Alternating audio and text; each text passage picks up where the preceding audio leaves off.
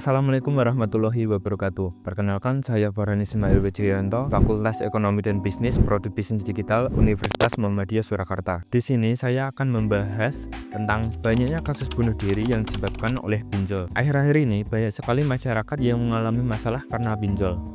Bahkan ada yang sampai melakukan bunuh diri karena terlilit utang pinjol. Berdasarkan data Otoritas Jasa Keuangan atau OJK, ada 18,7 juta orang Indonesia yang terjerat pinjol per Desember 2023. Sebelumnya kita bahas terlebih dahulu apa itu pinjol. Pinjol atau pinjaman online adalah seperti namanya, yaitu layanan pemberian pinjaman uang yang dilakukan secara daring atau online melalui aplikasi atau situs web. Layanan ini biasanya ditawarkan oleh perusahaan fintech atau finansial teknologi. Pinjol memanfaatkan teknologi digital untuk mempermudah proses pengajuan pinjaman, sehingga nasabah tidak perlu datang langsung ke bank atau lembaga keuangan tradisional. Dan perlu diketahui, pinjol dibedakan menjadi dua, yaitu pinjol legal dan pinjol ilegal. Pinjol legal terdaftar dan diawasi oleh Otoritas Jasa Keuangan atau OJK. Mereka mematuhi regulasi yang berlaku termasuk suku bunga dan transparansinya kepada pelanggan. Sedangkan pinjol ilegal, mereka tidak terdaftar di OJK dan seringkali menerapkan bunga yang tinggi dan metode penagihan yang melanggar hukum seperti intimidasi dan ancaman.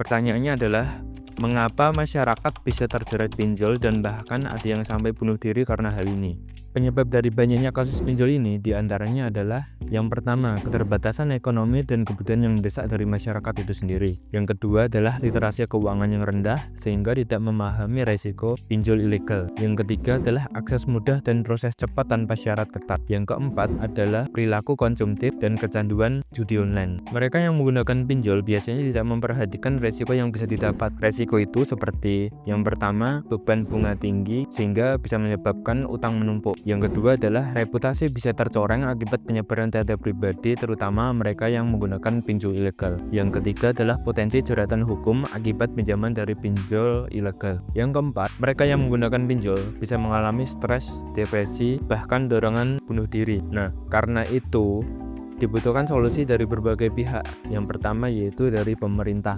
Yang pertama, pemerintah perlu menutup pinjol-pinjol ilegal yang beredar dan menindak hukum terhadap pelaku. Yang kedua adalah pemerintah perlu mengedukasi masyarakat tentang bahaya pinjol, terutama pinjol ilegal, dan literasi keuangan kepada mereka. Yang ketiga adalah peningkatan akses keuangan formal melalui program kredit berbunga rendah. Yang keempat adalah dukungan kepada korban pinjol melalui layanan pengaduan di OJK.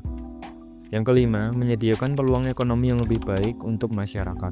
Dan tentunya, masyarakat harus memiliki kesadaran juga dalam meminimalisir masalah yang dapat ditimbulkan karena pinjol ini.